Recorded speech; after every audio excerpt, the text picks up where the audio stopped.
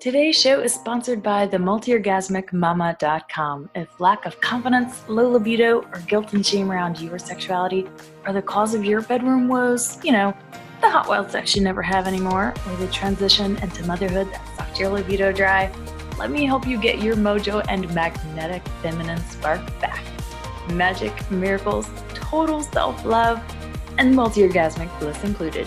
See you at themultiorgasmicmama.com. Welcome back, everyone. We have a special guest today, Casey Johnson-Axoy. Hey, Casey, how you doing today? Hi, I'm so excited to be here, Lacey. Thank you so much for having me. Yes, I just love that we have this huge, beautiful connection of so many amazing women in our network. And Casey is someone that did the sex, love, relationship coaching training with me a couple years ago. And we were both in Greece recently, enjoying ourselves and just basking in the beauty of Pussy Mansion. So Yeah, it was pretty incredible. yeah. And I wanted to bring Casey on to share with us her story of sexual awakening and empowerment. So Casey, let's just start by telling us what you've got going on in your life right now, what you're up to. Yeah, so I actually am working for the sex, love, and relationship program that we did together. I am one of the mentors for the 2019 class, and then I'm also the assistant program director, and that looks like assisting students with logistical issues, and then all the way to just, questions about the program and how to maximize their experience, and just really providing a level of support that makes them feel seen and held and loved through what is really a transformative process. So amazing that you get to do this work on such a big level and impact so many women, because there are like 200 women in the program every year. That's incredible. Yeah, it's really an honor, to be completely honest, to work with so many women who are not only in the process of transforming their own lives, but are committed to transforming the lives of others. And it's a reminder every day of how much this work is needed in the world. I'm excited to be a part of it. Yeah, awesome. Well, I would love to start with your story and kind of what was life like growing up for you? What kind of messages did you get around sexuality? What was it like being Casey, little Casey? Yeah, growing up, I grew up pretty religious. It was very much like no makeup. If you wore a short skirt, like the church would talk about you behind your back.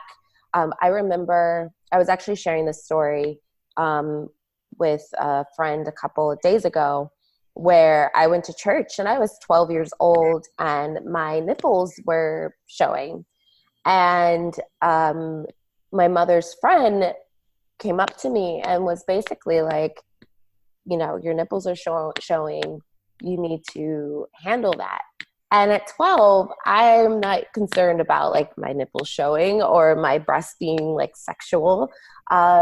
And I remember just moments like that really sticking with me.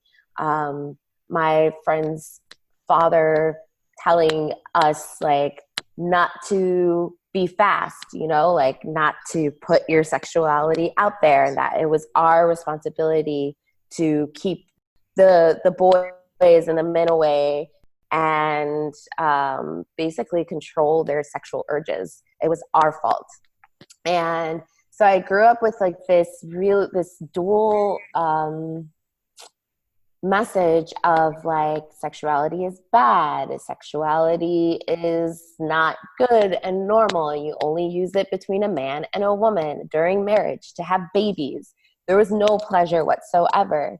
But on the other hand, I was also this very sensual and sexual child, where I loved making out with boys. I loved to self-pleasure. And so there was this real mixture of of shame and guilt mixed with excitement and pleasure around my sexuality. And in a lot of ways, it shaped my sexuality as I got older, in a sense of I was very free and open with my sexuality, but it was only in the confines of a relationship. It was only in the confines of me dating someone. So I would always end up dating people that probably weren't so great for me, but our sexual chemistry was so amazing that I thought like, oh, it's okay. I can overlook the way this person treats me. I can overlook the way that they show up in my life because we have such great sexual chemistry. And the only way to express that is to be in relationship with them.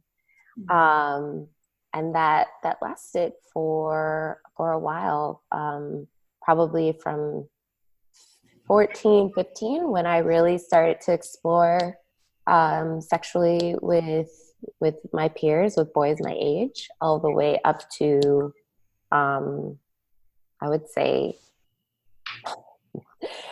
until recently, probably like the past 5 years. And the truth comes out. Yeah. I would say the same thing, so it's okay. Yeah, no, I mean, it's really a part of my journey, and I'm not, ashamed of it. And I really see it as a part of my learning to love myself, learning to really own my sexuality, own my sensuality, own my pleasure, without the understanding of, that my pleasure doesn't belong to someone else, that my sexuality doesn't belong to someone else, that it's my own. I wouldn't have been able to make that contrast. Yeah. Well, I'm curious, how were you able to make that contrast? What it was like you said 5 years ago, something must have happened 5 years ago. What happened? Yeah. So 5 years ago, man, I was a completely different woman. I had met my husband, and we dated for 3 years before we got married. And before that, our sex life was amazing. Our sexual chemistry was amazing. And then when we got married, it just seemed to start to fizzle. And so I started to go down the spiral of what's wrong with me? I'm broken. Why does he not find me attractive anymore? And so I put all this pressure on me to change for him. So it was oh, I need to lose weight, and then I'll be more attractive and more sexual. Or, oh, I need to dress a certain way. I need to wear lingerie. It was so much on the outside that I thought I needed to change in order to kind of find that sexual spark again, to find that vibrancy. And of course it didn't work. And I found myself just getting more and more depressed, more and more disconnected from my body, more and more disconnected from my sexual vibrancy that I used to have. And I remember I was having a conversation with my best friend about this, and she asked me, she was like, well, do you still masturbate, right? You still self-pleasure? And I was like, no. And she's like, Casey, I'm to be a sexual being. What is going on? And I really didn't have an answer for her at all. I just didn't. And so this continued for a while until one day I found myself, this was the turning point. I was at a 5-star hotel with my husband and my parents in the southern part of Turkey, right next to the beach. It was absolutely beautiful. People waiting on me hand and foot, waiting to fulfill any desire that I had. And I was so unhappy. And I felt completely like dead inside. Like those were the exact words that I used. That's how I felt. And I was like, something has to change. It's like either I'm just going to continue on like this, or I'm going to choose life. Like, I don't know what that looks like. I don't know what exactly that means, but I have to choose my life. Mm-hmm. And so from that moment on, I decided to choose and accept everything in my life the way it was. I decided to choose my unhappiness. I decided to choose my turn off. I decided to choose my depression and accept it. Like, this is what it is, instead of trying to constantly fix it. And so I started this journey of just constantly consuming anything that was like in this like spirituality and like meditation and self-love and self-empowerment. And I remember a conversation I had with a woman like years before this point about Mama Gina. Mm. And I had looked up her virtual boot camp, and I was like, ooh, this looks good, but I don't know. It's too much money. Like, I'm like it's cool, but I don't think I'm going to do it. Maybe next year. And so I like put it on the back burner, continued on my road of like, you know, reading all these different spiritual books like Marianne Williamson and Gabrielle Bernstein and, you know, Daniel Laporte. And all of those resonated with me, but I still felt like something was missing, like something just wasn't fully coming, you know, coming full circle for me. Yeah. And so a few months after I had looked into doing Mama Gina's virtual boot camp for the mastery program, mm-hmm. I got in my email box an email saying Mama Gina is having her first, you know, live, free live immersion of mastery. And it's happening on this weekend. Spaces are limited. You know, if you're interested, sign up. And I remember just signing up, like not even thinking about it. I was like, my body was a full yes, and I signed up for it. And I was like, okay, I'm going to do this. Cool. I don't know what this is. I don't know what to expect, but I'm going to do it. And so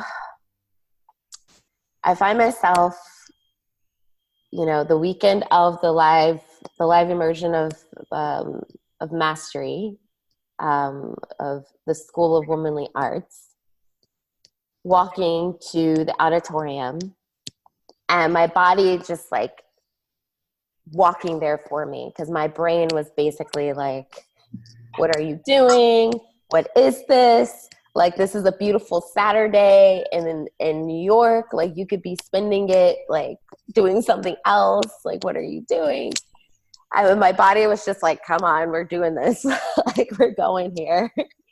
And so I go and I sit in the auditorium, and a woman sits next to me, and we start talking, and we have like this beautiful connection.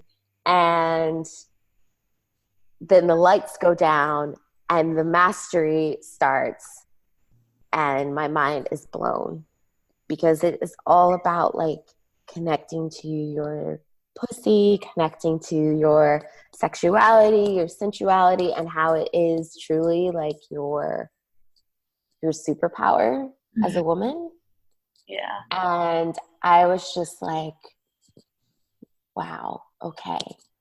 I never thought about this in this way. Like, my brain is still like, what the fuck is happening? Like, what is going on? And I knew within like the first hour that I had to do it. Like, I had to do it. I had to do it. And so that in itself, asking my husband to support me to do this, was another stepping stone to finding my empowerment and my sexual awakening. And I remember calling him and I was like shaking and I was like, listen, I want to do this program. It's a lot of money, but it's really important to me. And I remember him, like, there was silence on the other side and he goes, we'll talk about it when we get home. And I was like, okay. And my friend who I had just met was like, it's okay, Casey, like, you're going to do this program. Even no matter what, like, we'll find a way for you to do this program. We'll find a way for you to pay for this program. And so I get home, I have a conversation with my husband about doing the full-on 4-month program with Mama Gina. And he basically says, okay, I'll help you with the down payment, but you'll have to figure out the rest. And I was like, cool, I can do that. And this was like a very, very important part of my story, because for so long I had been leaning on my husband, not only for, you know, all the satisfaction that was around pleasure and sex, but it was also like security and money and self-worth, self-esteem. All of that was like wrapped up into my relationship with him. Mm-hmm. And I knew at that point that I needed to take ownership for all of those things, and that this was like the moment to do it. And so I did Mastery, and it blew, like, open my world, because it started to bring me back home to my body and my sexuality. But also it started to remind me of like what it felt to be a sexual being, what it felt to be a sensual woman. And I started to like create this sense of power within instead of from the outside in. Yeah. And it just led me from one thing to another. It led me to finding a job, like a really good stable job that eventually allowed me to pay for the SLRC, which I heard about Layla Martin through reading Pussy, Mama Gina's book Pussy. And so it was just like this synchronistic like step, one after the other, that really allowed me to like come home to who I am, and to really be able to shape and mold myself into the woman that I deeply desired to be, and then some. And it has been such a beautiful, beautiful, beautiful journey. Not easy, but a really beautiful and fulfilling journey that is just continuing and keeps growing and going. Yeah. Hell yes. I have like shivers right now. Just hearing all that. God, fuck yes. Because this is so about a movement. It's about more than just you and I. It's about when you say yes to yourself to do this work, it inspires another woman to do it too. So we're not all here in this place of continuing to look for our partners to fulfill our every need, or look for things outside of us like losing the weight or buying the sexy things that don't work. They don't work. And there are a couple of things that stood out to me when you were sharing about the moment that you were such a full yes. How did you know that you were such a full yes? Because I think a lot of women have that full yes and they know it, and then they somehow override it and they try and talk themselves out of their yes. I knew I was a full yes. With each step that my body took towards that auditorium, it was undeniable. And my body, it was the first time that my body was louder than the logical thoughts in my head. And you're right, it is really easy to override the yes in your body, and to come up with all the logical reasons of why you shouldn't go, or why you shouldn't do it, or why you shouldn't pay for the course, or why you shouldn't read the book, or you don't have time to read the book. Mm-hmm. But when you know that it's like a full on solid yes, the logic in your brain like just doesn't make any sense. Like the moment when, you know, I looked outside and it's in New York and it's gorgeous and not freezing cold, and your first inclination is to hang out outside with your friends and go shopping and walking around. And that moment, my brain was like, oh, I could be spending my day, like, you know, hanging out with my friends. And my body was like, no, you can do that any day. What are you talking about? That makes no sense. And then my brain was like, okay, yeah, you're right. And like another step towards the auditorium. And then it was like, well, I don't really know what this is. Like, I'll just check it out. And if I don't like it, I'll leave after like an hour. And then my body was like, okay, cool. Taking another step towards the auditorium. And to the point where I couldn't, none of the excuses could stick. Like, yeah, none of them could stick. It was just like my body had full reign over what was going to happen. Wow, that's so powerful. It's so powerful to hear that, you know, eventually all of the excuses you give yourself to talk yourself out of it, your body has like an overriding ability and capacity to be like, no, we're not doing that anymore, because it feels good to say yes to something new and exciting and edgy, something that's like a little bit unsure, or that's something you're unsure about, or that you know it's going to be good. You know it's going to be good, but it's still like a little over your edge. Yeah. It's interesting how many people have started their journey with Mama Gina too. I love that woman. Oh my goodness. She's amazing.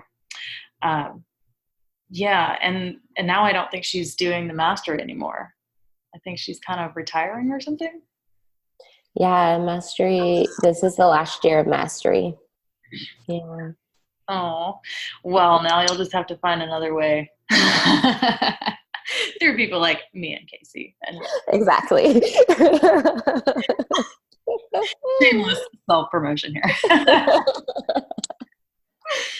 Cool. Well, the other part that really stood out was when you brought up that conversation about the investment to your husband, and how you realized how much you were, and you didn't say specifically, but almost like seeking for his approval or his support, or I guess, you know, of course we all want the support of our partners to do this type of work. But like, was there a sense of, I need his permission, or I need him to be on board? Or did you just like, I don't care what he says, I'm doing this and I'm going to find a way? Like, what was that like? Oh, that was really hard, because I was really, the day that I decided that I wanted to do mastery, I was in the frame of mind that I had to get his permission. Mm-hmm. And if he said no, it was a no. And if it wasn't for like kind of going back to like sisterhood, and like, we can't do this journey alone. Like, sisterhood is so important in this work. If I didn't have my friend there to like coach me and like hold space for me, it wouldn't have happened, because she kept saying to me, you are going to do this course whether he supports you or not. We will make it happen together. We will figure this out. And in my brain, I was like, what are you talking about? It was like she was speaking another language. Because in my head, I was like, if he says no, it's a no. Like, there is no negotiation here. And there is no me making this happen, like happening on my own. And it was really painful in my head to understand the words that were coming out of her mouth. Mm-hmm. And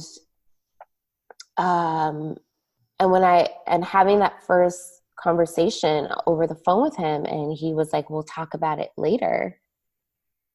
I got off the phone and I just broke down crying. And she was like, what happened? Like, what did he say? And I was like, he said, we'll talk about it later, but he sounded really angry and really upset that I would even like ask this question. And she was like, it's okay. Like, go home, have the conversation with him. And again, remember, like, we will figure this out together. Call me, let me know what happens, and we'll figure out the rest. And so it took me a while to deprogram the thoughts and the beliefs that I needed to have his validation, that I needed his permission to go on this journey, to have this experience. And it was really interesting. The more that I changed my beliefs around needing his permission and his validation, his money, his full-on support, I was able to find ways to support my own journey. He actually ended up saying, like, 2 months into the program, he randomly one day, he was like, how much more do you have left on your payment? And I was like, oh, I have X amount. And he goes, okay, well, just go ahead and pay it off. Like, put it on the credit card. And what I realized out of that experience, that it was like, I had to show up for myself first before I could experience him showing up for me and fully receiving his support. But yes, I want to say that again. And I'm not my hand on the table because I'm like, fuck yes, that's how it happens, ladies. You are not going to have the money until you say yes first. No one has the money to sit there and say, oh yeah, I just have all this money lying around. I'm just going to invest it in myself. It doesn't happen like that. It happens by saying, yes, I'm doing this. I don't know how it's going to happen, but it's going to happen because I said yes. And it's just like claiming it. And then the miracle happens. Then the thing happens that makes it work out. And I know this because I've been there too. I was there with SLRC. I made less than 25 grand a year as a doula. And the course we signed up for was a lot. It was a lot of money. And I absolutely did not have it. And it was such a full body yes, just like you were saying. I was completely terrified. I did not ask my husband about it.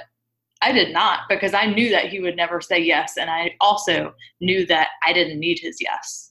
I knew I didn't need it. I said, this is what I'm here to do on this planet. This is what I'm here to do for not only myself, but for my freaking kids and for other women.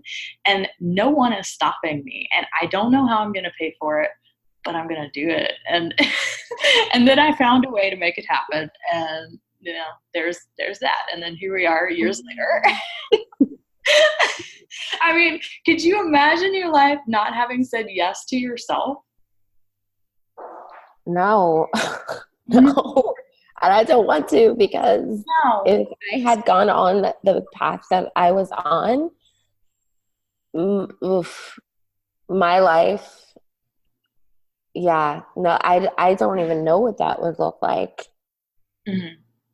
I mean, I can imagine I would just be in the same place, just depressed and sad and disconnected, and it would not be good.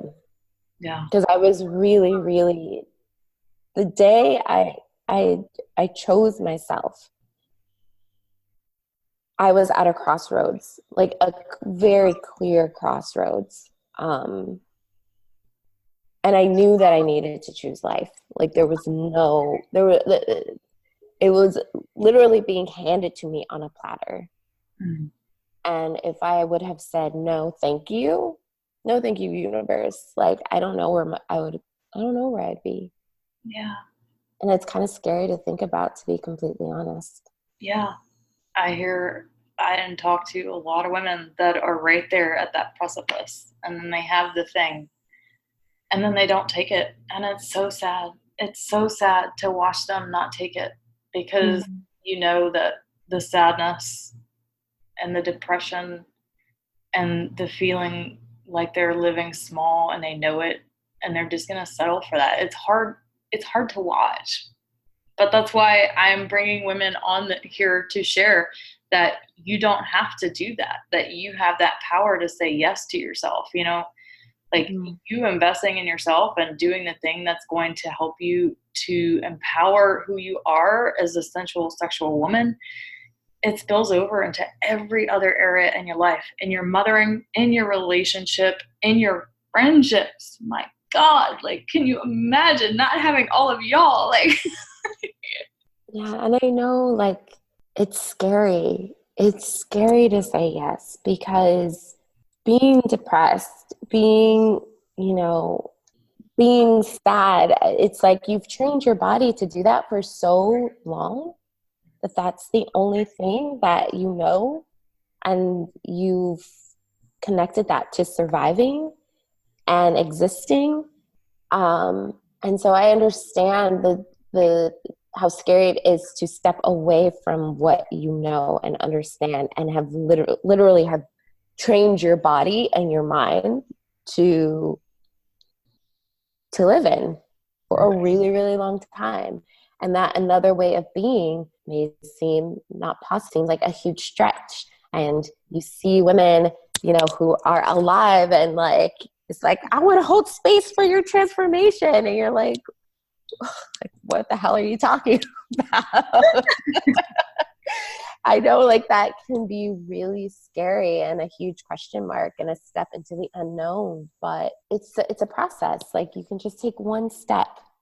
That's all. The first step is saying yes. Yeah. Literally, it's just saying yes. And then the next step is, doing research, looking into all these different, all the different coaches or different books. Like, you even start with books. Mm-hmm. You don't even have to start with like a coach. You can just start with reading a book, or following someone on Instagram or on Facebook, or reading a blog. That's really how it started for me. And then it just snowballed. Mm-hmm. And you'll get to a point where you look back and you're like, whoa, look how far I've come. Look at all the steps I've taken, and they all connect perfectly. Mm-hmm. But yeah, the first step is, you're right, it's just saying yes. Mm-hmm. Well, I'm wondering, how is life different after you said yes with your relationship? So how did your relationship change because of this? Because a lot of women are scared that it's going to change their relationship. I'm like, yeah, it is. So let's hear it. Yeah, it was, so the first year, the Mama Gina year, it really cracked us open. It forced us to have some really difficult conversations. It forced us to see what was not working in our relationship and why it wasn't working. It even, we even talked about possibly not being together anymore. We talked about, divorce. We talked about what life would look like if we weren't together. And those were really scary conversations. This was a man that I met when I was 24, and I had been with ever since. Never broke up with him, never had the discussions of breaking up. And then all of a sudden, it was like, I don't know if I like you. And he's like, I don't know if I like you.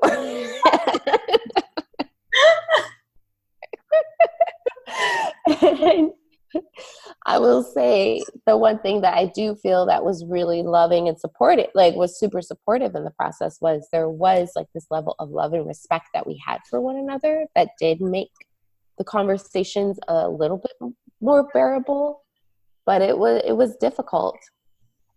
But the more I started to step into my power and, creating opportunities for myself by saying yes. So like I found a job and said yes to it. I started to, make my own money, which was a big deal because I hadn't made my own money for like a few years before that. I started saying no to him, like I started saying no to him and yes to myself more. I signed up for the SLRC too, is without telling him, which was a big deal. I didn't ask for his permission. I was a full body yes, and so I signed up for it. And the more I started to show up in my power, he was able to meet me. And he just kept meeting me and meeting me. And I think it gave us the opportunity to start building our relationship on a foundation of actual partnership. Mm-hmm. That's so beautiful. And I love that he was able to meet you there. I find that that's true more often than not, that when women say yes to themselves and step up if they have a male partner, the men often do as well. And sometimes they don't. Mine did not. So, which is why I'm single again. But there's no guarantees and that they will. But, what are you going to do? Live your life knowing that I didn't say yes because I was afraid my relationship might not last? Like, come on. You can't do that. Like, you can't live with that guilt that like, oh my God, I didn't say yes to my own life. Like, I just wasn't going to have that option for my kids. I wasn't going to let my kids grow up with a mom that couldn't say yes to her life and to herself and her mission and her purpose. Yeah. Sometimes it works out, sometimes it doesn't. But I love that, he was able to step up for you and to meet you there and experience true partnership. God, how beautiful. Yeah, it was. And it was, and it still is a journey, like it's still new concepts. There's still new concepts that I bring to him that he recoils. But because I am so like in myself, like in my purpose, like in my power, and a huge yes to my life, it doesn't shake me. Like I call them while I was at the Mexico retreat for the SLRC, and I was like, I just led my first goddess, beauty, and pussy pussy worship ritual. And he was like, oh, that's great, and then changed the subject. And if I wasn't so sure about my purpose here and like my commitment to women and my commitment to holding space for women's sexual liberation within themselves, I would have been like, oh yeah, womp womp, you're right.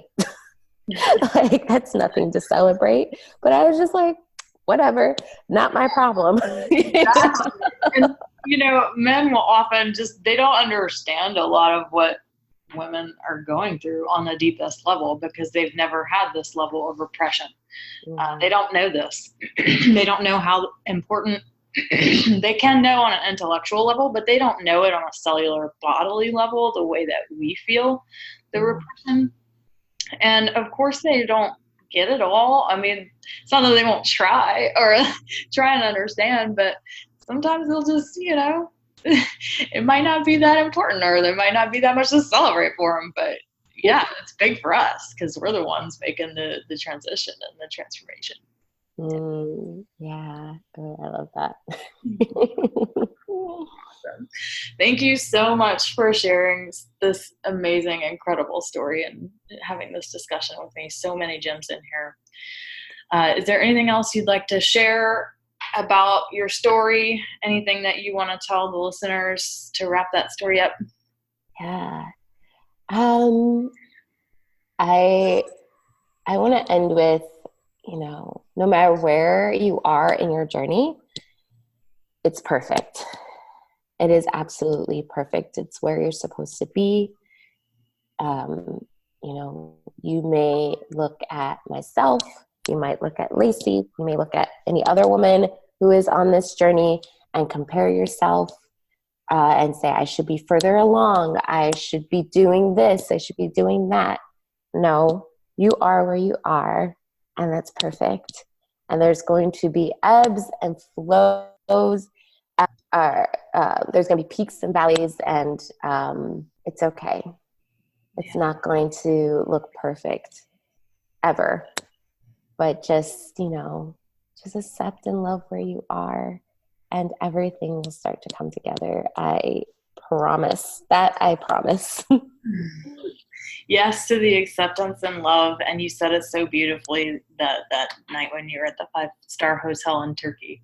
You said, I'm going to accept my sadness. I'm going to accept my depression. And then everything changed from there. Mm-hmm. Yes. Thank you. You're welcome. Thank you. So, last question. Do you have one tip or trick that you could give us for becoming a multi-orgasmic woman? Explore your pleasure and practice it on a daily basis. And I know pleasure can be a big word, but pleasure is having a vase of flowers on my kitchen table. That brings me so much joy every time I look at them. It can be, cuddling with your baby, with your kids. That's pleasure. It could be walking your dog and just being really present to the world around you. That can be pleasure. And just drinking in pleasure every single opportunity you can, and seizing it and taking it and just making it a practice. Yeah. Beautiful. Thank you for sharing and for being on, and so enjoyed having you. Thank you. It was such a pleasure to share my story, and thank you for having me. All right. We'll talk to you soon. Bye.